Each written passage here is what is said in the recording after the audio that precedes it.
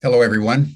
I'm Jim Garrison, and I want to welcome you to day 380 of Humanity Rising.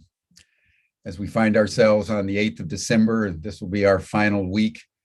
We'll be taking a break as of this Friday for a couple weeks for the holidays, as all of us tend to hearth and home and family and warmth and Thanksgiving, gratitude. For completing an epic year in human history, 2021. And so we're in a reflective modality. You'll see from my background, I've put up a background that Ben Bowler sent me about 6 months ago of the Starship Enterprise. I thought it would be good for the occasion, for the holidays, just to put our minds in a expansive state.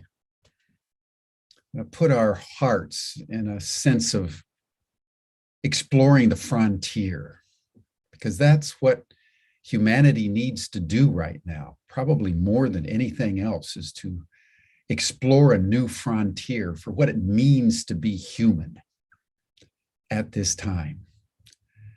And you know, the quote that Kurt Kruger, who I'll introduce to in a moment, and his colleagues put up for today is a quote from Theodore Roosevelt: "To educate the mind and not educate in morals is to educate a menace to society."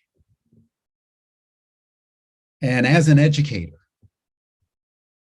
someone who's dedicated the last 20 years of my life to bringing a new kind of education into the world, I can't tell you how true that is.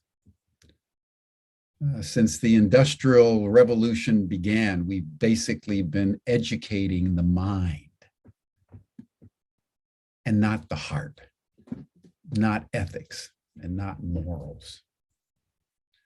And we've produced generation after generation of menaces to society. And because of the way we've educated and because of the kinds of people we have brought into this system, brilliant minds that can go to the moon, that can give us the internet, that can take us to outer space, that can give us the iPhones, that can develop all kinds of medicine. But we've kept morals to the side. And we've ended up in a catastrophic mess. And that has become more apparent in 2021 than probably any other year in human history. And so we want to dedicate this time today to what it's going to take to revitalize the psyche and soul and heart and mind in terms of the reimagination of the human. So I want to introduce my very good friend and colleague, Kurt Kruger. You know him. He's been on Humanity Rising multiple times. He's very active in the After Chat group and the Peace Action Lab. And I would just say, Kurt, in welcoming you, that I don't know of anybody I can think of at the moment anyway that has more heartfulness than you. You carry a big heart. And I just want to acknowledge that on behalf of all of us today. Kurt has dedicated himself to education since 1969. And he dedicated himself to schools without failure. He got into peak performance. He brought into the Los Angeles school system meditation. And so when we talk about how we bring morals and mind together, no one is more qualified to do that than Kurt Kruger. He's even trained people in the Olympics in peak performance. So Kurt, I just want to thank you for everything you've done to make humanity rise over the last 18 months. And it's with great a depth of friendship and appreciation that I turn the program over to you. Well, thank you so much for this incredible bio of this crazy old man. Being 94,000 years old, it's understandable that I've done some things. But I want to do one thing right now, is welcome everybody with great respect and love. Right now, we're going to go on an adventure. Notice that. We get to be able to explore something that is the essence of education, and that's communication. Now, it's an experiential adventure in presencing, in awareness, of course, feeling, and we're going to bathe in our senses in regenerative interactions. Now, here's a little quote of a 16-year-old boy. I want you to really feel and grasp each word. We had a beautiful presentation yesterday with a magical man about Kabir. This is no Kabir, but he's working at it. Here we go. Life is but a wanderer's dream. It has come and gone before I've made the scene. Hard and robust, sweet and sourful, so that everyone has at least one powerful. So here we go for a powerful. I get to introduce two people that, like Jim has always had on Humanity Rising, incredible guests with incredibly different backgrounds. Well, the beautiful lady, Carolyn Baumgartner, is a certified conscious business change agent through Humanities Team. Among other things, she's a Reiki master, an energy transformation facilitator, a certified global peace ambassador. That's why she's working with the peace team. NLP, nonviolent communications, again, more peace. She took the Silver Method at the age of 12 years old, and she's a lifetime intuitive and energy channeler. And she also got a chance, like I and Jim, to be able to work with Barbara Marx Hubbard. She got to do it for 2 years. Now, the other host that we have here is Daniel Reeders. He's an MD. Now, some say that he's a shaman who just happens to be a cardiologist. I just say he's a trip and a half. He is, however, very serious. He's a triple board certified cardiologist with additional certification in mind, body, eating coach, energy medicine with the shamans of the Andes, some of which were on the program in Humanity Rising before, and in functional medicine. That's more of what we need, is functional medicine. And like many others, he's assisted in the Peace Lab's presentations for Humanity Rising. So now I'd love to be able to invite Carolyn to guide us in an immersive centering meditation. Carolyn? Thank you, Kurt. I am very happy to be here. And we're going to play on Kurt's invitation that this meditation is not going to be with eyes closed. It's going to be a full mind, body, spirit experience. So, Rick, would you cue our visual opportunity, please? Deepen your focus. Let your mind just be at one with the movement on the screen. Feel it, sense it. Imagine being in a tunnel with this all around you. How would that feel? Breathe it in. What does it smell like? Feel how your mind responds to the visual cues as you relax and lean in to the possibility, to releasing, to surrendering in all that's showing up in this moment with just the tiny little twist of perspective. Breathe in the journey of immersive sensation.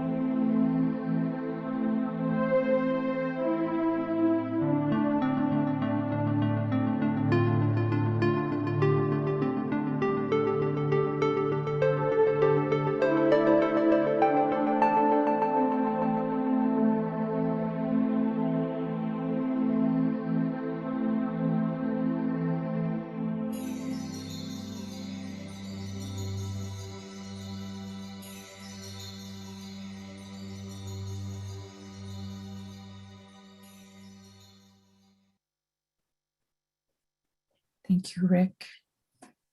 What I noticed about that was it's a perfect picture. The center, my attention was drawn to how the center kept shifting.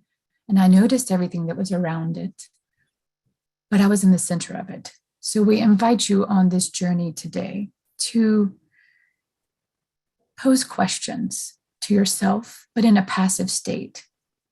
We moved from the general functioning beta brain waves, and we slow down in that to alpha. We invite you to stay in that slow brain waves of receptive alpha as we move forward into this. Think of what stabilizes you.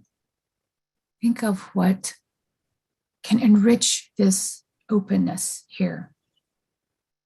That this can be a journey of experience, that you're not just listening to us with your ears. You're not just seeing us with your eyes. That this is a full, entire experience with all of you immersed in it. And Kurt is now going to lead us in a really cool story to get us, now that we're relaxed and in the groove and centered. Kurt is going to share an opportunity of how to apply this mindset, this meditative mindset. It's not just with our eyes closed, it's moving through life. It's navigating our moment by moment encounters and inviting ourselves to perceive through the lens of more. So Kurt, share with us how we can do that. Oh boy. Well, this is a story from the early 70s. I met a master of meditation and yoga, a guy named Swami Muktananda. And I started really hanging out and meditating and doing as much as I could with him.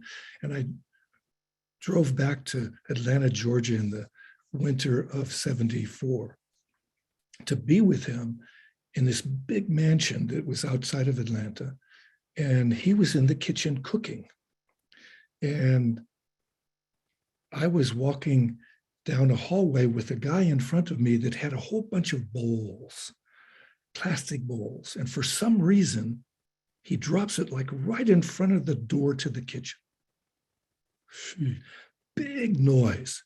So Muktananda, who's dressed in these orange robes and everything, and he walks up to the door and he looks down at the boy picking up the plates. What? The boy looks up because he sees this orange. And he says, "Oh, I'm sorry, Baba, I'm sorry."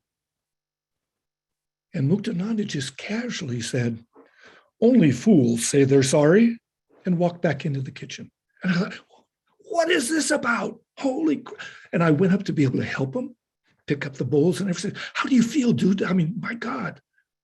And he says, "I just understood that I should be present, picking up the bowls, not doing anything else but right now, be in the moment," which is what Muktananda was teaching people in his big talks that he gave freely all week and everything. And I thought, oh, that was, the world is as you see it. And what I saw was different to start with, but what happened? two people got to learn from a simple expression. There was no anger there. There was no angst there. It was just pure love. And it got through to more people. And when we radiate this love, when we are present and aware, then life changes. I had preconditioned thoughts of, oh my God, that was not nice. When we are fully present, we can actually hear and understand so much more. So we're in an adventure to do this today, to be able to experience by unsticking ourselves from those things that we've had impressed on us from our society. We're going to re-enculturate our being, and we can be together in a magical way. Imagine I have a Trumper brother. I happen to be identical twin, and he's like that. And I have a selfie with Bernie Sanders. We're way different, but when we get together, I get to be able to keep him, because he's so focused on certain things. I get to let him understand, well, what would solve this issue? Don't rail at me for what other people do. I'm different. Let's talk about this. Let's see how to be able to get solutions. And we're all about solutions in Humanity Rising. And the Peace Lab does the same thing. We get to be able to get peace in our life. And here's where we get to experience more now. I want you to lean forward like I am, close to the screen or whatever. And your hands are out like as if you have a tray in your hand. And you're going to be bending backwards, breathing in, and bring your hands to your heart as you say, peace in everything. And as you're bending forward, breathing out, everything with peace. We bring peace in everything. And because it's there, we get to share that and open our hands and give peace with everything, everything with peace. Peace in everything, everything with peace. A psychosomatic spiritual practice, the muscle memory will remember when you bend forward, you're breathing out. As you're bending backwards, you breathe in. And you're breathing in the peace in everything, everything with peace. Now, if you didn't do this because you're a well-conditioned animal, you're a student, a good student, and you sit still and you pay attention and all that good stuff. I love those students too. But you didn't get the advantage of the experience, the full experience. It's like talking about a mango. Who wants to talk about it? I want to eat it. So let's eat today. We have so much to offer. Gentle things like, so Daniel's going to express how we can benefit from observing pauses. Dr. Daniel?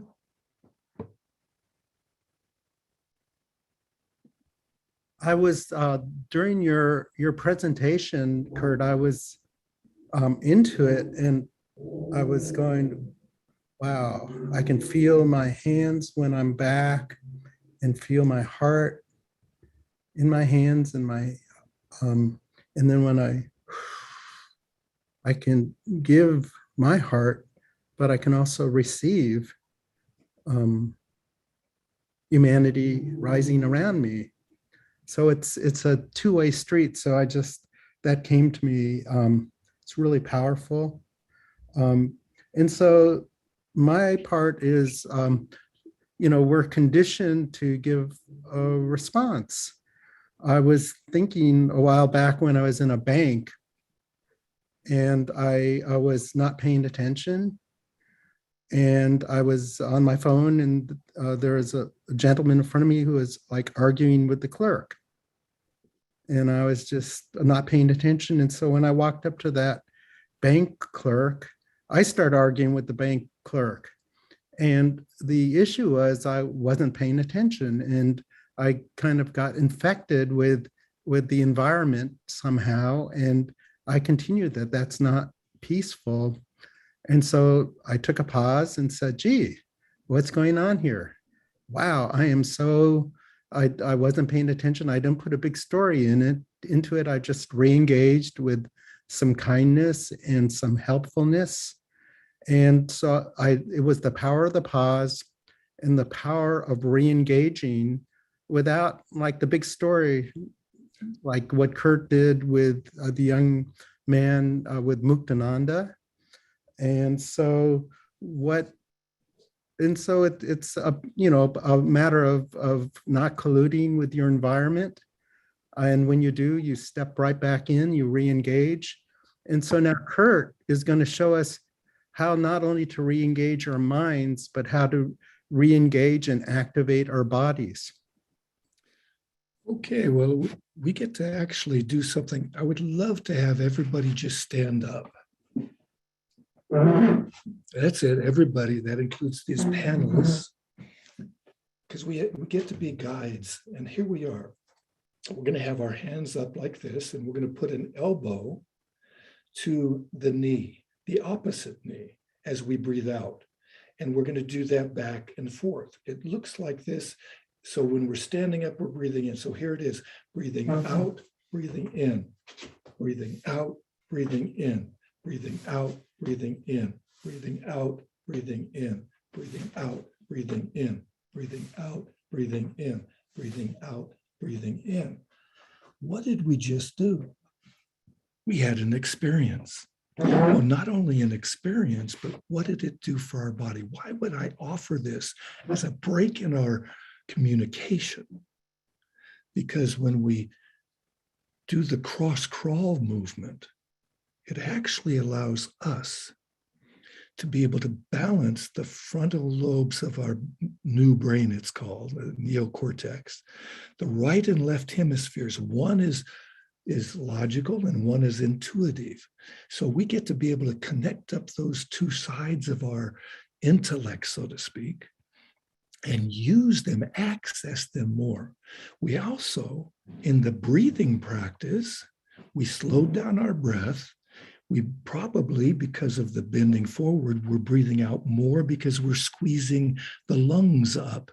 If you think about all what happens when you bend forward, the lungs don't have much space. That's why in yoga, you breathe out as you bend forward and breathe in as you bend back.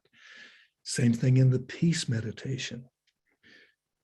Now, that calming of the breath calms the heart rate, calms the brain waves.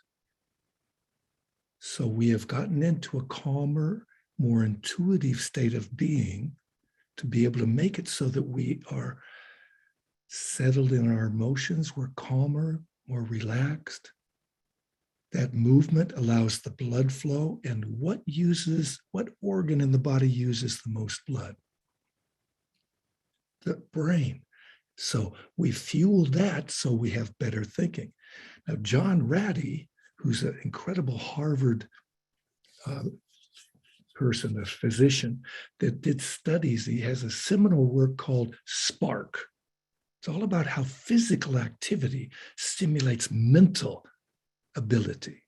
How when every 15 minutes in a grade school and every 20 minutes in any school above that, your brain will get to be like Jell-O. It sort of like gets hardened. Whereas when we do the movement to break up that monotony, so to speak, it then allows the brain to come alive again. As I said, it connects the neocortex and so on. And we have gotten into a better state of being more intuitive, being more receptive. And this is all about being able to manifest better and better education. When I presented for LA Unified School District professional development classes on peak performance for academics and sports. And Jim mentioned that I had been an elite athlete in coaching at the Institute of Sports Psychology. We founded it in '82. That is the state of mind, that calm state of mind is where peak performance happens. And It's a magical thing to get kids in a classroom from kindergarten all the way to 12th grade or beyond to be able to use more and more of our brain instead of cutting it down and making the brain work mainly what this can do for you. We need to use the right brain. Excuse me, we get to use the right brain to be able to use this with our heart and our soul, because this can create chaos, it can create nuclear weapons and all that, or it can create peace in everything, everything with peace, peace in everything, everything with peace. So now Carolyn gets to take us on another journey. We're going to be observing the possibilities of a moment in a natural setting in nature. And this is one of the best educations anybody can have, is being in nature. And my nature girl is going to take it away. Thank you, Kurt. One of the things that is coming to my awareness that in our organizing meetings for this session, it felt really important to us that all of you feel this as an immersive experience, that you know we're not just talking, we're really inviting you to join us on this playground. We're inviting you to feel this with us so that you step away from this with tools of feeling empowered to walk through each moment of each day with new eyes, with a new lens, backing up a bit, that you can get a broader perspective beyond the first glance. And with that, I've been watching the chat, and I want to encourage everybody to utilize the chat while we're talking so that we can bring it in toward the end. If there's something that's sparking in you, if there's something that you would like for us to bring in to walk through an alternative way of, if you're perceiving there's a boulder in the road, and how can we review that? How can we look at it through another lens? So this story I was sharing with Kurt and Daniel when I went on a hike. It was a gorgeous day and it was nature nurturing, and we passed a creek, and it was fascinating to watch how everybody chose a way to get, it was really a small branch of a river. And it was interesting to see how everybody opted to go across, to watch their faces. It was funny because I happened to go first, and I turned around and saw everybody lined up like little ducklings on their way across. And I videoed it, and it got my attention on what we make things mean, how we view something, and what all the thoughts that are attached to it, all that we're holding on to, the programs running in the background that we press play on every day, that subconsciousness that is interacting with the external at all times. And as we went on this hike and we saw horses, and there was one horse that the lady riding it said, "Oh, he's just a baby. This is his first time." And I happened to get really close to the horse. I couldn't get off the trail anymore. And the horse just looked at me and sniffed me. And I thought, what a privilege to be the one who is inviting this horse to feel comfortable, and to be the one to receive that newness and that inquisitive look on his face. I share all these little nuances with you so that we can see the full embodiment, that the nanosecond, that the richness of what's coming through us, how much we dismiss every moment of every day, the capacity, the potential of expansion, because we're caught up in chatter or thinking that there's a destination or preoccupation, distraction. So this is intended to shake it up a little bit. Going back to the kaleidoscope, I chose that because kaleidoscopes were really meaningful to me as a kid. The idea of just looking in there and looking at all the cool colors and the shapes, and then just with the slightest little turn of the hand, it was a completely different experience. Nothing changed other than my perspective, what I was perceiving, what I was allowing to come in, my curiosity, my willingness. So going back to the hike and the horses, and I want you to visualize this. The sky was blue. It was warm, which was interesting too. Some people were in shorts and short sleeve shirts. Some people had coats on. Even that, to think about how we interact with all that's around us. We continued after we crossed the creek, and we sat and had lunch, and we moved on. And then there's this 80-foot waterfall. So I want you to all visualize the water cascading down. What's your perception of that? What do you see? What vision do you create when I say 80-foot waterfall? Feel the overspray shooting onto you.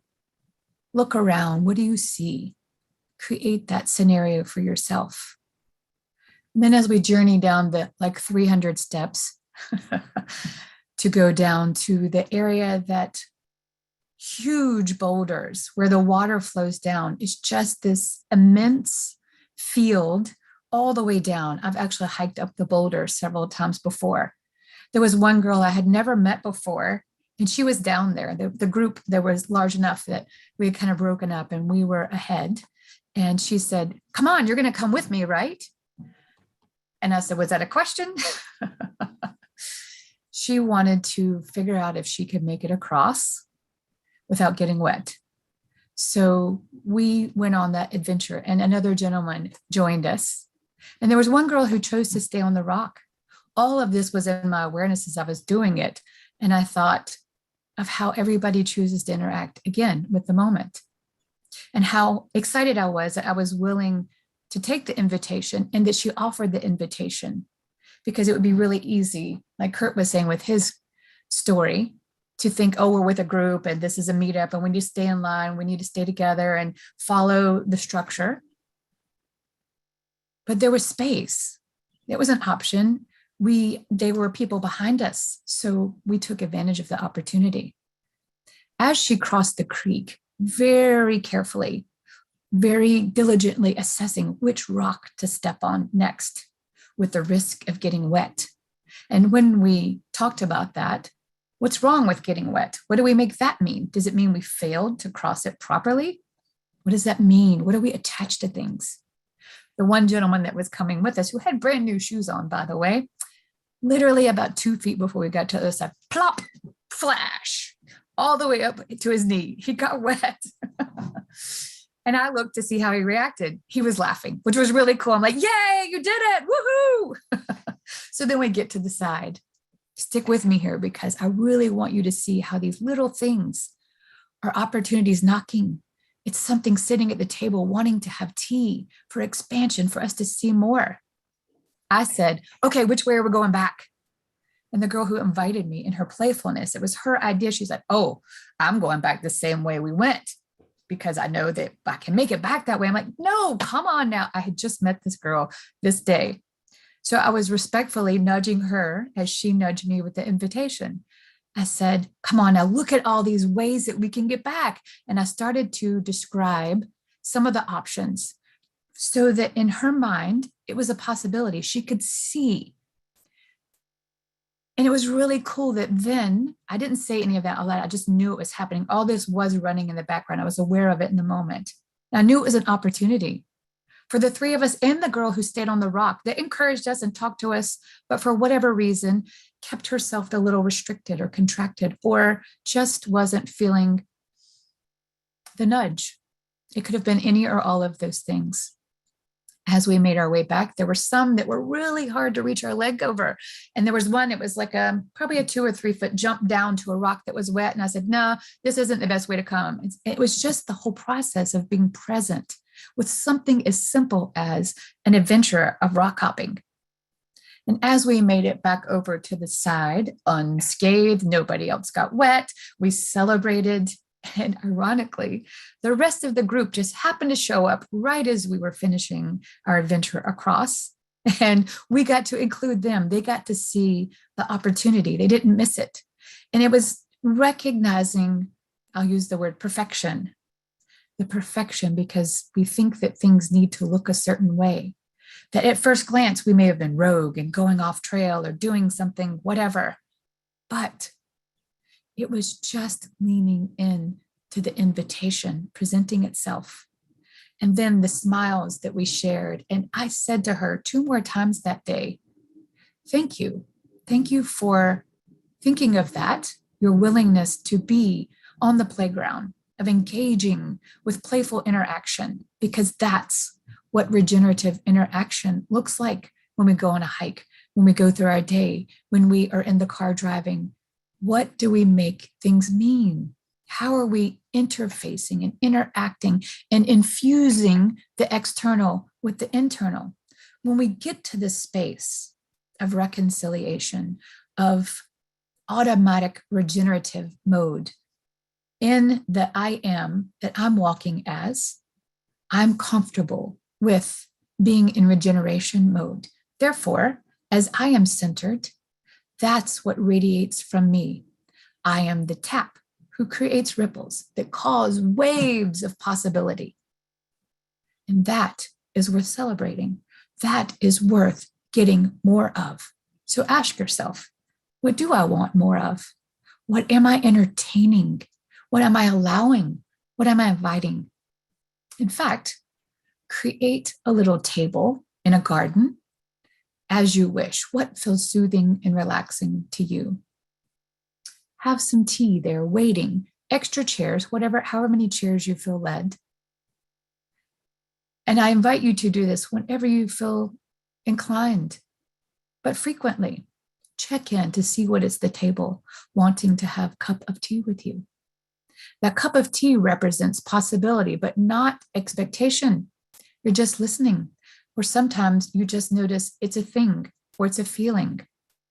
But there are so much there waiting for our attention, for our awareness to regenerate.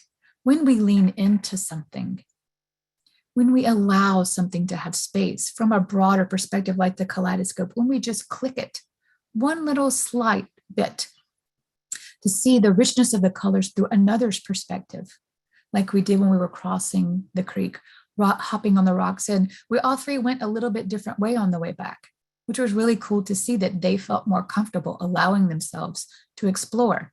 Each time we do this, we're building that muscle of exploration. We're bringing new equipment onto our playground of life, and we're allowing ourselves to enjoy it. So let's all continue this. Look for ways. Really, really say, show me. Put that question mark out there and say, show me. What is there for me to show up as? Curiosity, wonderment. Wander around in the wonderment. Wonder while you're wandering. It's always appropriate to regenerate. It's always appropriate to know there's more to the interaction. And Daniel and Kurt, I see the chat moving, but I'm focusing on what I'm saying. So if there's anything in there that we can pull into this, please let us know. And again, please use the chat because Jim is monitoring it as well. And we are going to leave some time at the end where we can engage with anything. If there's something you'd like to put into this space, in this elixir that we're offering, this magic potion, please do so. We welcome that. And with my excursion coming to a close, by the way, we finished that excellent hike by going to a place that had this giant 3-foot tall Jenga. I don't know if you guys know what that is, but it's a game, little pieces of wood. And this was an enormous version. Again, another great opportunity to say, why not? And to watch everybody's intense face going, ooh, I'm going to pull this one. Am I going to be the one to make it fall? And what does it mean if it does fall? Ironically, I'm glad I thought of this. Ironically, the person that had the opportunity to experience the fall of the Jenga was the same person who chose to stay on the rock and not cross the creek. It got my attention, and I was curious about the frequency. I was curious if there was something at her table wanting to have tea, of feeling restricted, not able to be as playful. So we all cheered and we're excited for the opportunity for all of that. Thank you for listening and exploring with me and being present with the moment, but as the moment. How am I interfacing with this moment? What's clogging the pathway for expansion? Where's the traffic jam, the energetic traffic jam? Meaning, what are my preconceived ideas and notions? What have I made this mean already before it has a chance to happen? How have you clipped your wings? How can you spread your wings in this moment? It really is that simple. It really is as simple as showing up with the eager anticipation of curiosity of crossing the creek and knowing if you get wet, maybe that's an opportunity to learn if you didn't want to get wet or if there was a reason, but maybe it's also an opportunity to go, why not? Why not get wet? Why does this need to mean what it means? Why am I attaching something? When I understand that I have a why to it, I can make room to recognize and understand that other people have different whys, that there's this moment of here. There were lots of moments of here before this here. Don't get so myopic with this here that you clog the pathways for all the wonderful other heres on your journey. And now that we're all relaxed and basking in the sun and we've crossed the creek, we're going to move some more so you guys can really get that jive in. And Kurt has got some movements for us. We are going on yet another adventure that you have no idea what's coming, but we really, really, really want you to engage. Fully engage. Mind, body, spirit. Come on. Woohoo. Go, Kurt. We can't hear you, Kurt. See, that's just checking. Make sure. Are you guys listening? Can you hear him even though he's not talking? This is something that we get to do that when we were little kids, it was so easy. And as we get older, we have an inhibition to not try things. And I was giving a program all the way over in South Africa to some of the top coaches and professional coaches and athletes and so on, at a place where my wife used to go to school, at a place called Witwatersrand University. I don't pronounce it so well, but it's one of the best schools in all of Africa.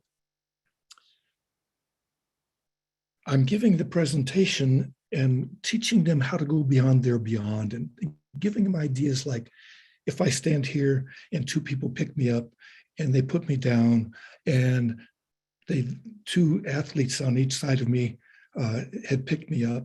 And I said, okay, as soon as I nod my head, try to pick me up again. And they couldn't. And it was from a simple little thing that I had read in a master's degree program. It was called rooting. So I broke down some barriers there in letting them see that there's more power in this human being than we open up to. And I gave them the easiest thing to do. When they were children, they could do it no problem, even maybe after they had fallen and hurt themselves. I'm going to ask you to do something called laugh. Now you might think, yeah, right. Now the thing is that you don't have your mic on, but we do. We're going to laugh and explore laughter. Now, how do you explore laughter? I thought it was right here. I don't have to go anywhere. Well, you get to go and explore different kinds of laughter, because by the age of 8, we've gotten just locked in to, and that's the kind of laughter I have for, it's my laughter. Okay, so there I am. But what about a person who maybe loved war movies, and they would have the machine gun laugh?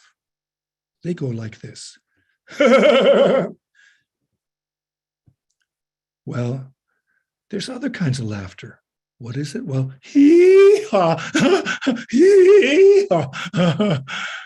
You might see that and you think, who's that fool in front of me? Why do you say that? Well, because we have judgments about different kinds of things. I can't do that. Well, you can, because here's where we're going to have a chance to explore a different kind of laugh. Not just one that you've heard before, but maybe you can create a different kind of laugh. And what does this laughter do for the human body? I'm waiting for all this fun and games that we get to do to prep you for it, because you get to release inhibitions, conditionings in this simple thing of laughter. So we get to look and see, how is it that I could laugh? It's going to produce what in this human body? It's going to release tension in your body. Right away, there's less tension. It opens up the energy. It releases possibly angst. That's why some people in a scary situation can laugh. I was in a freezing situation and I started laughing in a Wim Hof training in ice cold water with half the pool was ice and half the pool was water. And half the way through, I got to laugh. Why? It'd lighten up the atmosphere for everybody because everybody's in there like this.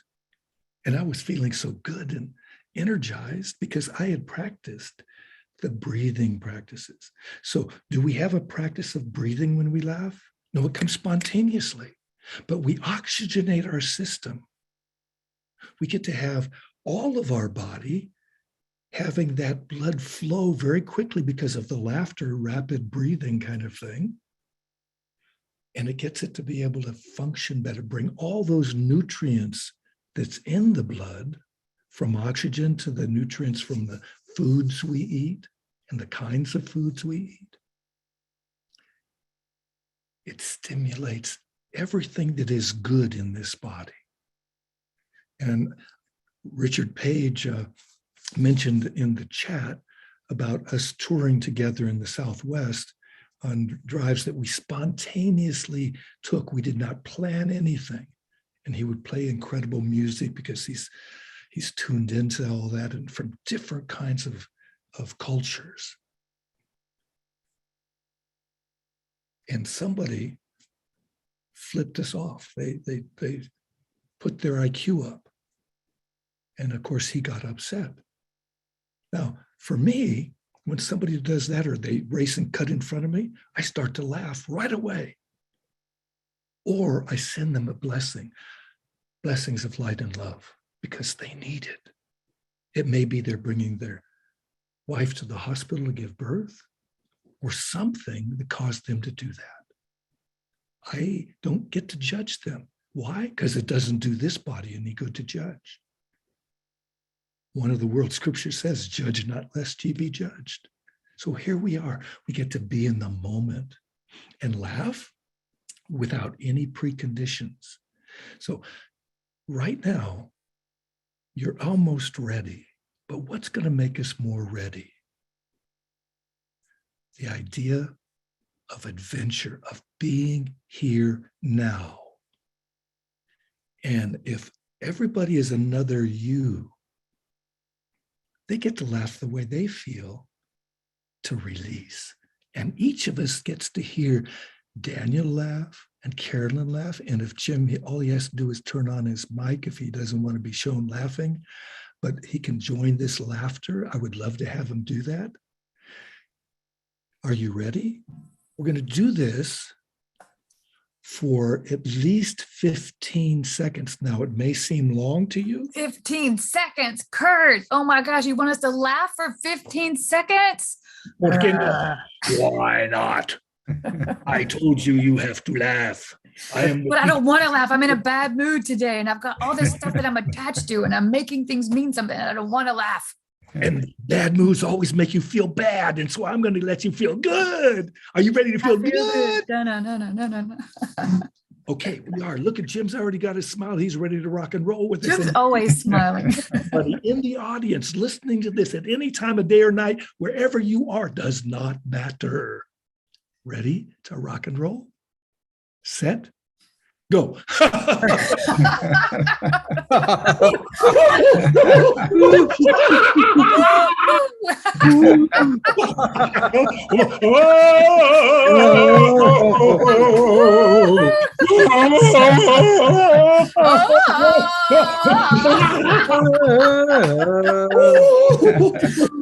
not even counting. Why? I'm having a good time. So what happened to us? What happened to us? Feel your body right now. Stop. Feel the blood flow. Feel that smile either intensify or start to slowly melt. If it melts, let it melt. But if you want to, we can do it again. Whoa. Or we can just go back to the normal and learn some more. Are you ready to learn some more or play some more? Now I say play out. I have a dear friend who gave a program at Van Nuys Middle School for play out, because he has decks of cards that allow kids to use those decks of cards and have fun exercising because of those particular cards. They're magical. And his company is called Play Out. We don't need to work out because that's work. We want to play. And what did we do just now? This is a way to play. You can play laughing, experiment with laughing, and you can continue to do that. I ask people sometimes when they're in a happiness workshop that I've given all over the Southland, is to be able to laugh 1 minute when you get into your car. Every time you get into your car, just laugh for 1 minute. You can start up and go, or you can drive away while you're laughing. Of course, people on the street or whatever are going to look at old weird Harold right down there, and he's driving. You pick on Harold, Kurt. Well, Harold's a cool dude. He might be weird, but look at me. I hear those Kurts are pretty trippy creatures. Well, I'm going to tell you something. It doesn't fit me necessarily, but Kurt in Old German means wise counselor. So I get to be a wise guy. So you got your big boy pants on now. I did put them on. I usually wear short pants, but those are in the old days. So I'm as you're doing that and we're laughing, I'm feeling the aliveness, and I literally feel the sizzling, the vibration, the expansiveness. There's Eric put in the chat that he still felt the swirling of the two hemispheres from the kaleidoscope. So I wanted everybody to know that I did when we were planning for this, I'm like, kaleidoscope eyes. So I invite us to all think of this laughter as an invitation to look at life through the kaleidoscope eyes. So if you are mistakenly thinking there's some kind of boulder in the middle of the road or there's a problem, just put on your kaleidoscope eyes and turn it a little bit to see the possibilities.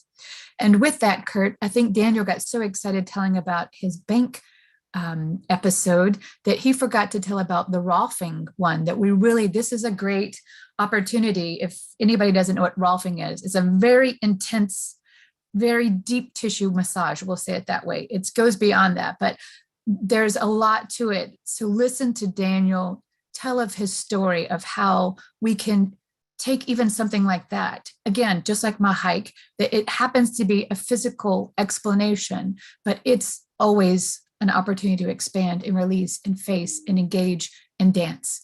So Daniel, tell us about your dance with Rolfing.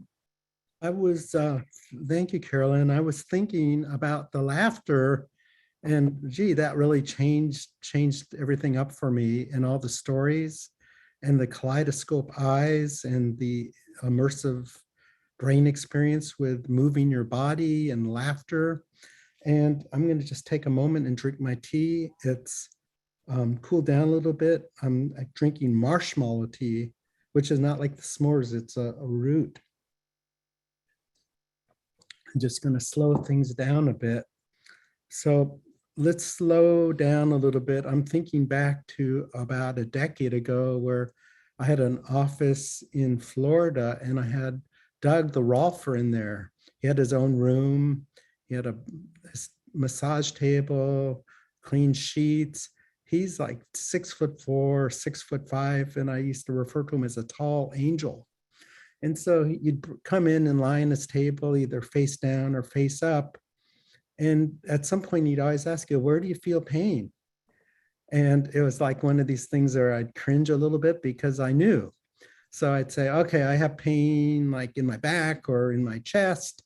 And so I'd be lying on his table, and Kurt would like eventually, Doug would eventually put his elbow right where it hurt the most, right there, and just sit with his elbow on this most painful part of my body. And he'd sit with me in my pain and just hold that space. And he would encourage me to focus. And so the moment that I focused on this intense pain, I could feel the fascial planes and the muscles that were in spasm. And the moment I could feel that and feel his elbow there, it was like it disappeared and there was no more pain. Every single time, 100%. Sometimes I could do it in 30 seconds, and sometimes I would be resistant. It would take me 5-10 minutes, but it would always happen. It would just, and there'd be no more pain. And so that was a big life lesson for me, to focus on these intense situations and just kind of hold the space for other humans. I'm a physician. I do that in the exam room or with my relatives or friends, and just being there, sitting with them, and being able to be there in that painful, intense place. Now, there's a practice I'd like to share that, we don't have to always be in intense situations, but one thing I noticed that when I was able to do these intense, painful situations, I could also go into joyful or blissful situations even more. So it works on two sides of the equation, being able to really go in. That's not, there's better English than that, but as you go into the experience and feel what you're feeling, all of a sudden the experience opens and expands, like Carolyn and Kurt have been teaching us or demonstrating or playing with us. And so in yoga, before my yoga practice, I always, if I can, do yoga in darkness, because it's about the inside work, and I'll set an intention. And so what the intention is, let's just say I want to be more joyful, as an intention, or make something up on the spot. And then what you do is you find the edge of where it's too intense versus where you're not pushing on that at all. And through your yoga practice of working that edge of too much versus not enough, you become more flexible in your life, and and as a side effect, you get more flexible in your body, and you get a stronger body. But the main thing is to become more flexible in life. And the thing about yoga is to take it off the yoga mat and bring it into your life, into the life around you, and work that edge and just kind of feel into those edges. And so it's really been helpful to me and a lot of people to do that. So I think don't know where we are in our time, but I will pass it on to I think Carolyn or Kurt. Well, I'd like to just say something about that yoga business and bringing it into our life. That's one of the things that Muktananda told me many years ago.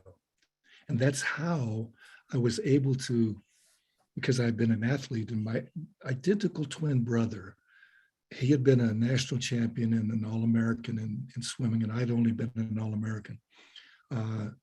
He went to USC, I went to University of Colorado, and so on. I brought it into sports. Why? Because he talked me into entering the International Senior Olympics. And I had not trained in 11 years. I go in there just for fun. What happened? Kurt, could you speak up? We've kind of lost your volume somehow. Basically, I would enter the International Senior Olympics and hadn't trained in over 11 years. And the only thing I've been doing basically is eating differently than many people. And I was also doing meditation every day and some yoga. I ended up winning 4 gold medals. I come back to this inner city school that I was teaching at, and students found out about it. And they asked, how could you do such a thing? And so I said, well, look, I've been doing this. I knew they wouldn't change their diet, but you can meditate. And when I taught them how to meditate, the 6'6" high jumper, he could jump over 6'6" over a bar, his whole body. He ended up doing 7'1" in just 3 months.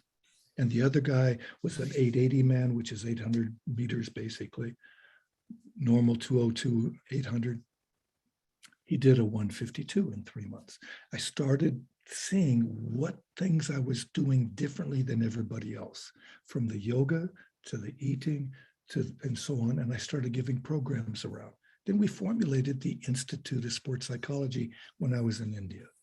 It applies there. It applies in the boardroom.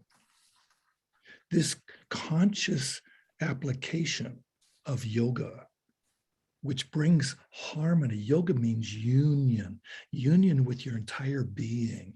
And this entire being is everywhere. It's the being of full consciousness.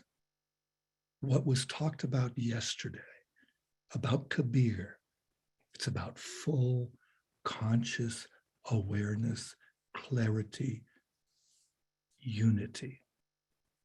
So when we have that union, there's nothing you cannot do. Nothing. People have picked up cars and pulled their child from underneath it. Their mind is not thinking they can or can't do it. They just do it. So what do we get to do? Explore our laugh, from laughter to letting somebody get their elbow deep into your body, or trigger you like somebody who says this about how all these kind of people are like that. And are all those kind of people like that? Every single person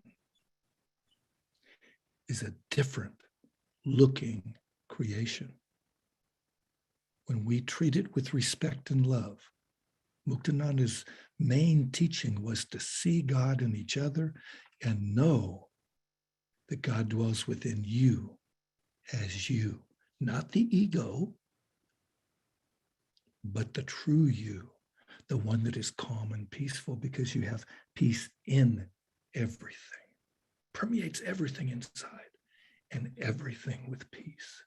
It's a powerful, simple presence, and you will be present with people when we realize and look at this life from the pure way, from the way of light.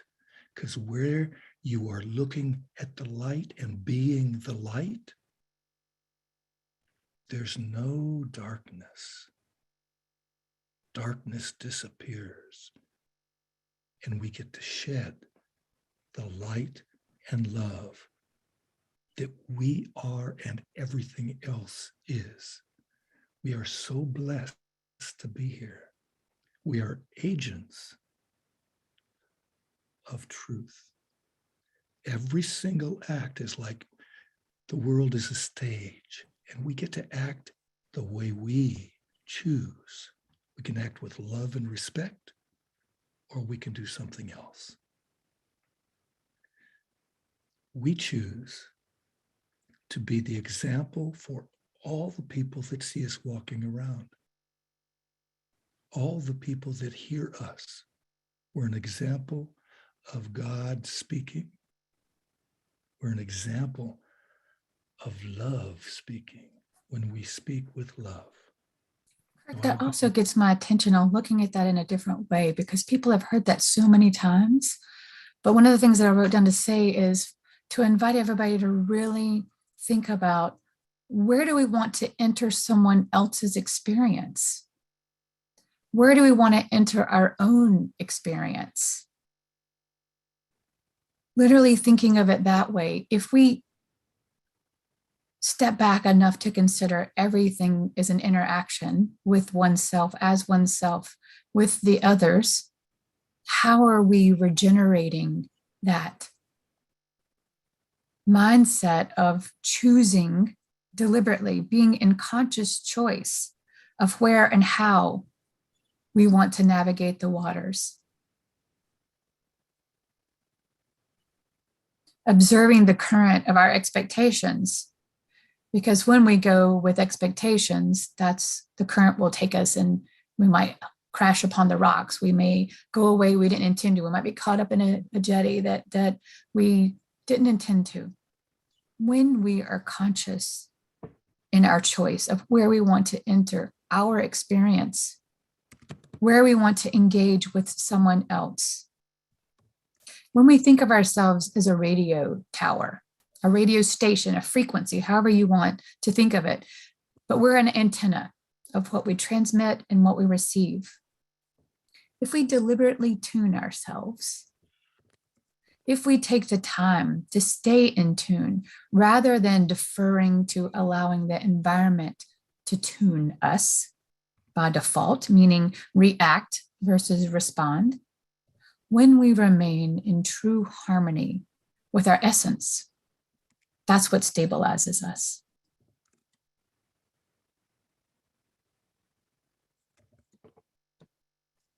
Just to let everybody know, the meditation that we did, the kaleidoscope, is actually on YouTube, and it's posted the very first thing in the chat. So I invite everybody to explore that some more. I thought about having Rick do it again at the end, but I'd like to leave enough time that we get to engage with Jim and people. There's a couple of things I wanted to make sure that we touched on. Ian said something really cool in the chat about his doormat saying welcome. But when I read that, I knew what he meant, but I put air quotes around doormat. When do we use that term for ourselves or for others or other terms, or what do we make things mean? And then shifting the whole attachment to a welcome. So thanks for posting that, Ian, to take my mind there. Deborah Griffin said she has a, quote, difficult conversation with a student later today. And this has made her aware of the planning. So I invite us all to sit with difficult conversation, what that means. Why is it difficult? How can we lean into taking the hole punch and making breathing space for it to not be difficult, that it's just an invitation for a conversation? Ada mentioned something, Kurt, that I'm not sure what to do with it, but it got my attention. She noted that she has a particular response to your voice, that she feels like she shuts down and she feels open to my voice. She didn't mention Daniel. So Ada, I'm curious, when Daniel speaks, is it related to a vibration, a male, a tone? Can you identify more of, it's really good that you noted that. And I want everybody else to notice, this is just one example, that she was in a state of awareness. And she noted how it makes her feel. So Ada, if you can give us any more information while Jim is talking, to see how we can sit with that and to give it more space, to have a cup of tea with it. Another thing, Kurt mentioned about traffic and cars and how people act and how he responds to it. And I invite us all to, again, turn the kaleidoscope and say, what if, not just in the traffic, but this is one example. What if that person got your attention, even if it appeared rude, label, because they needed us to send them some love?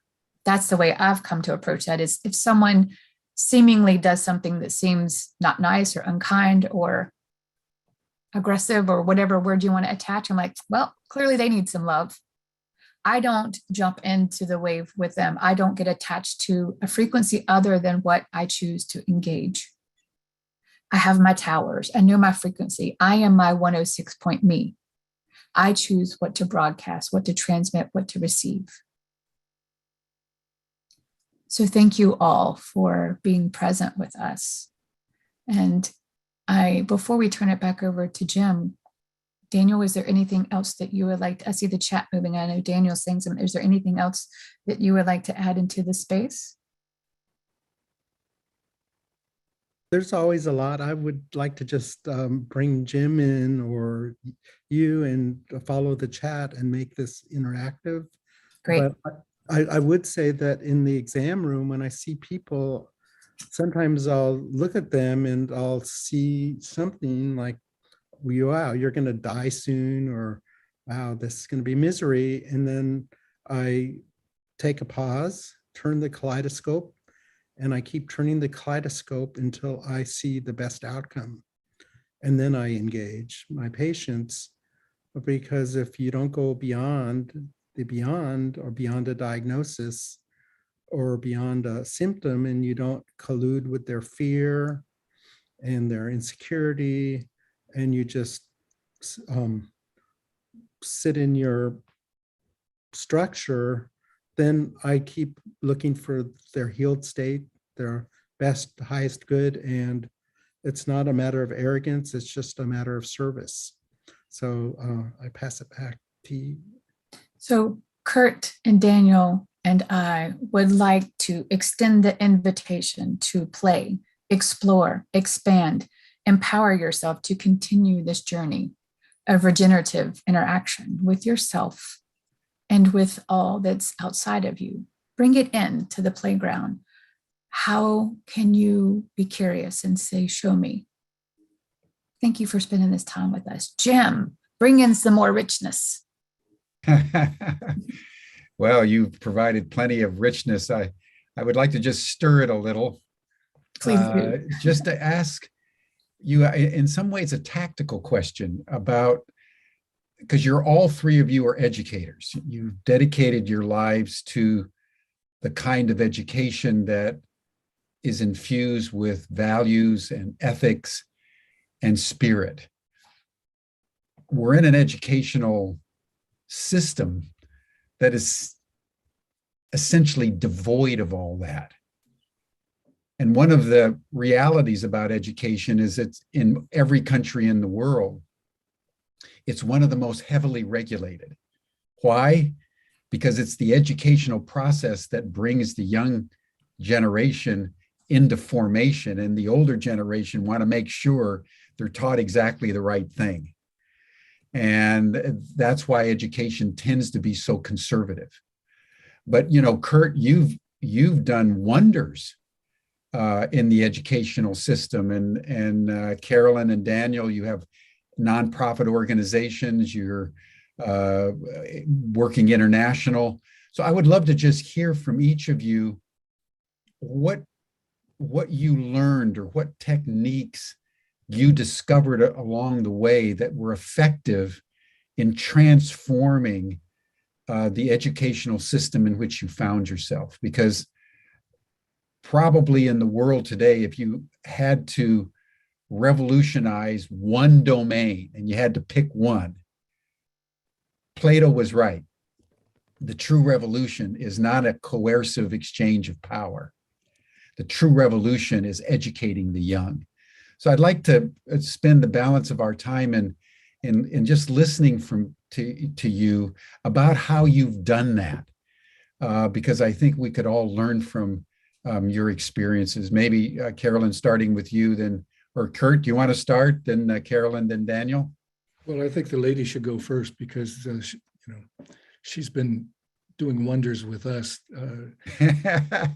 Okay, Carolyn, go ahead. Go ahead, Kurt. I'm trying to get somebody asked for the YouTube post. So if you take it first, I'll make sure I get that done, please. One of the things about being an educator is the beautiful thing is that to be an educator, we get to learn constantly. I learn from my students just as much as they may learn from me, and probably more, because maybe I'm more aware or whatever.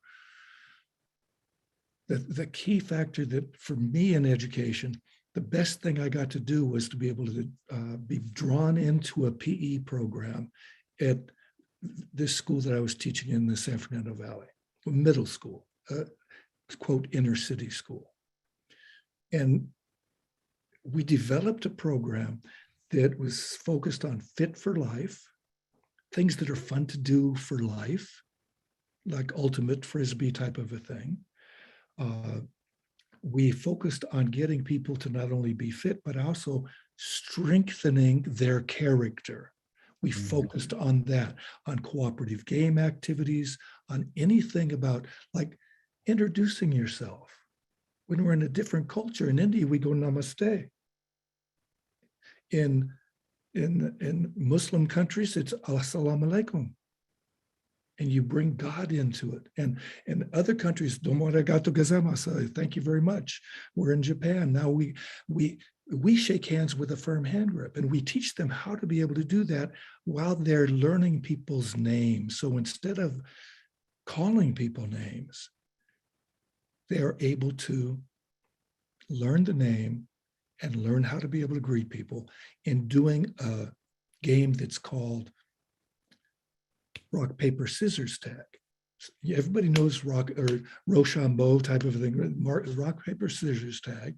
If you lose, you have to run to the other side of the basketball court, or they run to the other side of the basketball court, whichever's which. And sometimes both of them go the wrong way because they think too much or whatever. We just have fun. And they learn to be able to be respectful and do partner stands and help each other up and so on. We even had a Chart's Labyrinth painted on the blacktop to use as a trust walk, somebody walking backwards with your hands on their shoulders and so on. And it's circuitous method if you know the Chart's Labyrinth. And I know most people on our call do. And it can be used as a math subject and so on.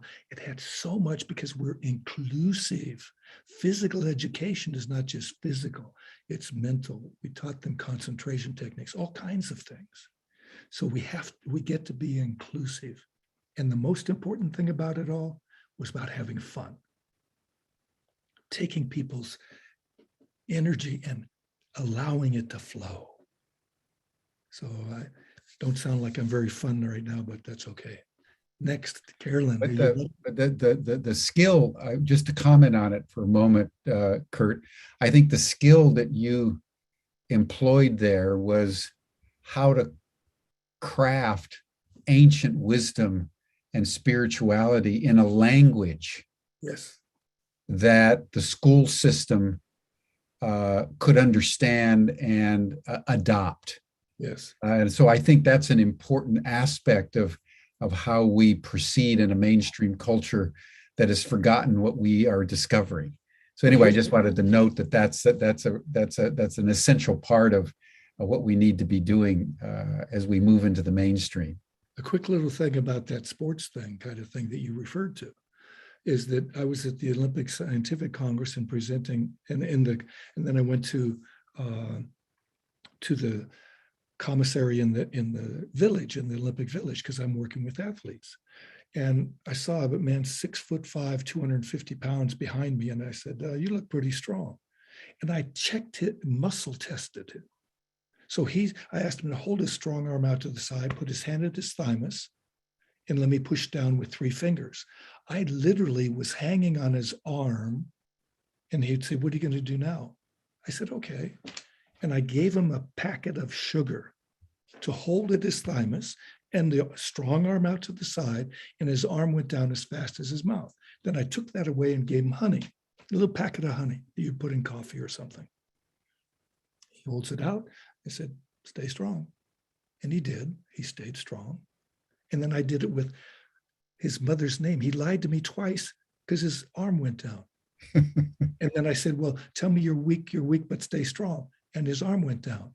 But I said, never leave somebody weak, and so on. So we speak the language. Yeah.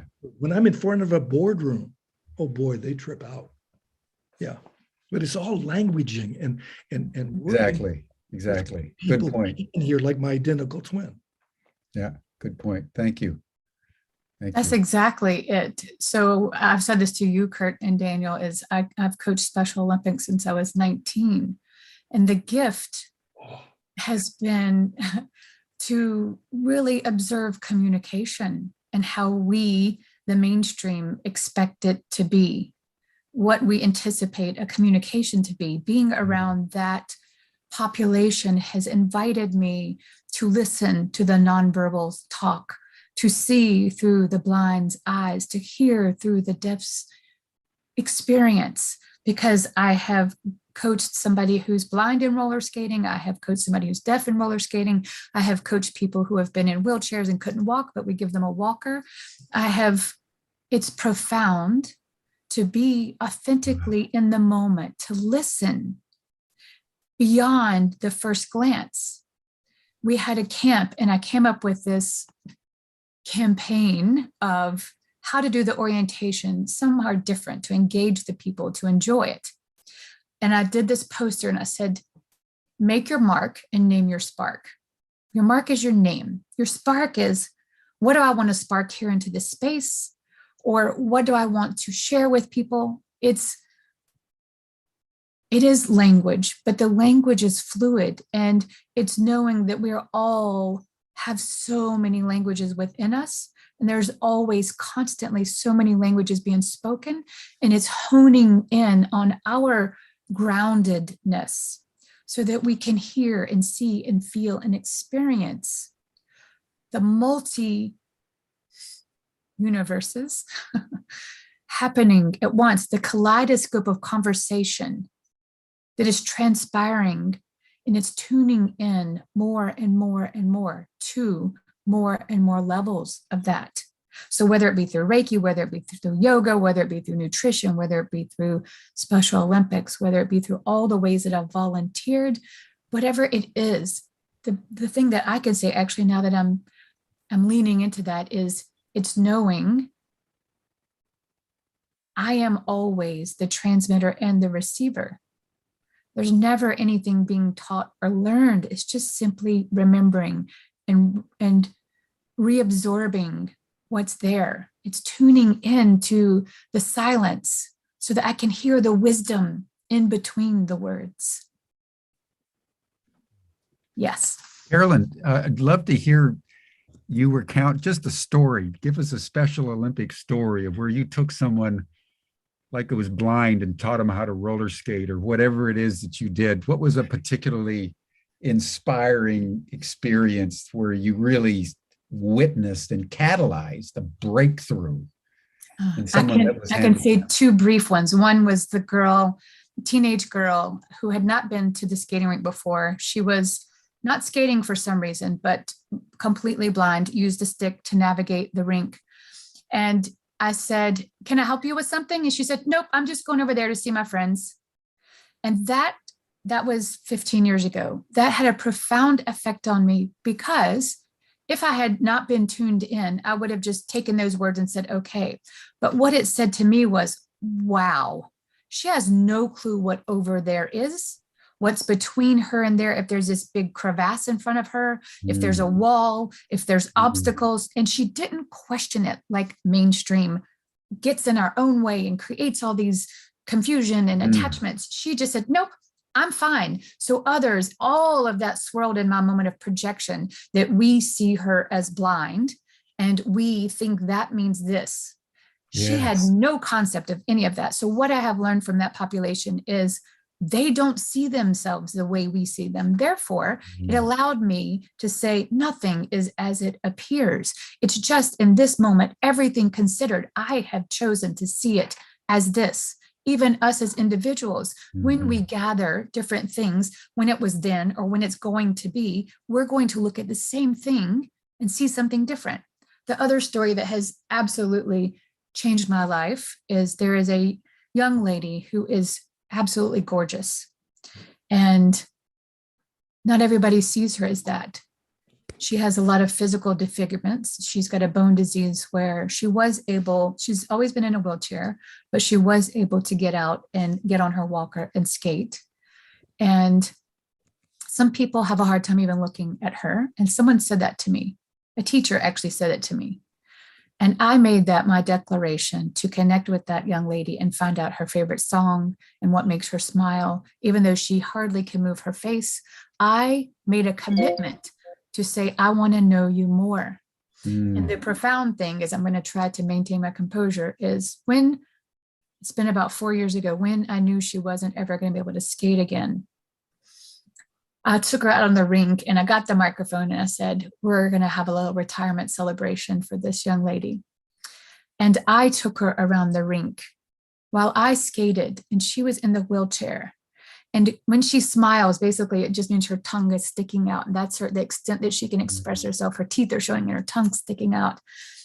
And I thought, wow, I feel more liberated and free than I ever have in my entire life, because what was transpiring was this enormous, I see you. I see you beyond this container that you're in, that others think that you are this or that, or that you can or cannot do this, but I know who you are. And that is, I still send her pictures and her nurse, and she's like, she's smiling. And that showed me so much about how we project and we create the experiences. We say all these words, and some people call them woo-woo, and some people say this or that. But the reality is, I've experienced it over and over and over my entire life. It is what we allow it to be. This moment has so much more if we just put on our kaleidoscope eyes. Yes. Thank you for asking me to share that, Jim. It's so meaningful to me.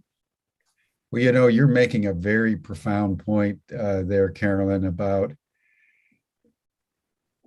the liberation of the person that we're working with depends on our own capacity to let go of the prejudices that bind us as much as them.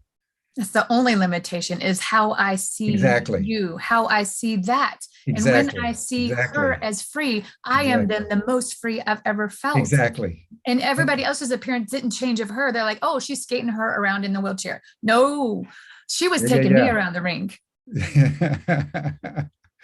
Yeah, you know, it always comes back. Their liberation is our liberation. Absolutely.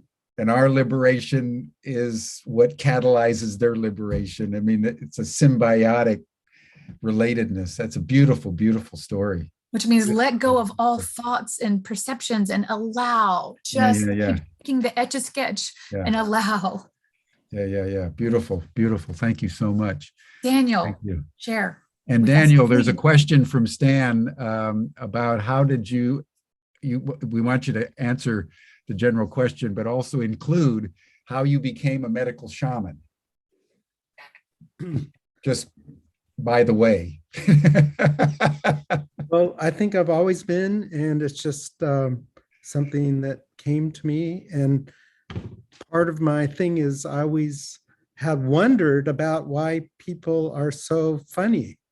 You know, the way they insist on suffering and these things. So that's kind of what brought in my lifelong thing. And when I learned about mystery schools, I just said, wow, this is for me, because I'm always interested in how do we change the world or transform our world or transmute. And, you know, that's powerful tools there. And because it's all about of that, changing the world, so to speak. So in the short part, I hope that's enough, because I feel that we're coming to the end of the presentation, and I just wanted to acknowledge that, you know, Humanity Rising has had all these special people and presentations, and they're all genius, and they're all beautiful, and they're all meaningful. And it's not that one is better than another. It's all contribution to move humanity rising.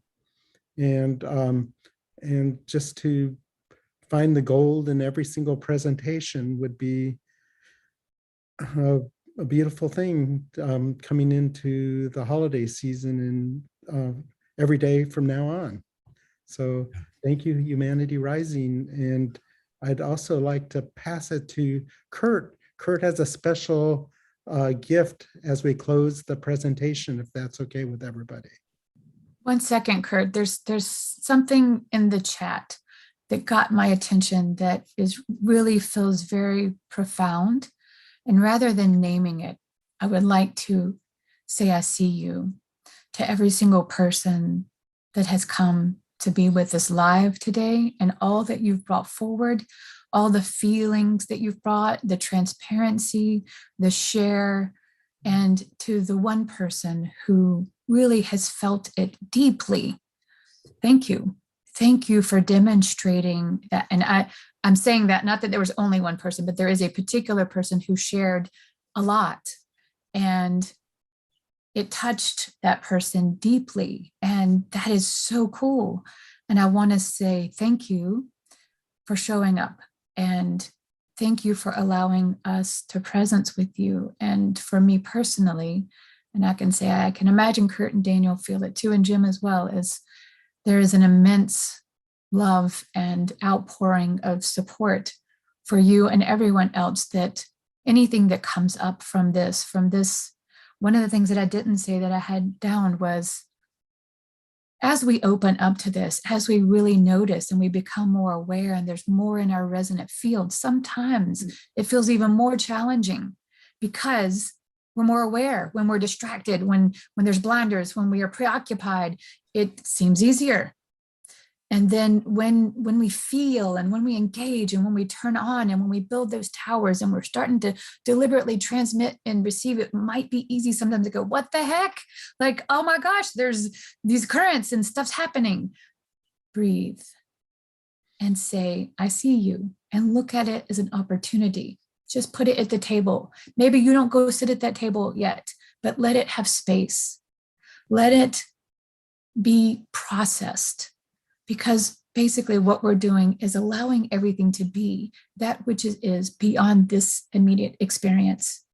So thank you, everybody, for all that you have brought to this space and all that will come through this and from this.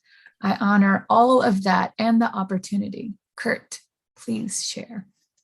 Oh, I thank everybody for being here. And there's nothing better to do, is to be that love. And when I was very young, in the 50s, there was one of the first TV series was a series called Space Patrol. And they had a particular way to salute each other because they were the Space Patrol. We are the Peace Patrol. We have our hearts. Everybody put your hands and make the heart symbol in front of your eyes, because we have the heart and love in our being, because peace in everything and everything with peace. But we are going to be able to actually send this love from our heart with a zoom to the world and just say, zoom, or love. So I send you off to keep on loving. Happy days are here again. Come to the after chat and let's rock and roll and keep on coming back. Thank you. Thank you, Kurt. Thank you, Carolyn. Thank you, Daniel. Thank you, everyone. See you tomorrow. Adios. Thanks, everybody. Bye.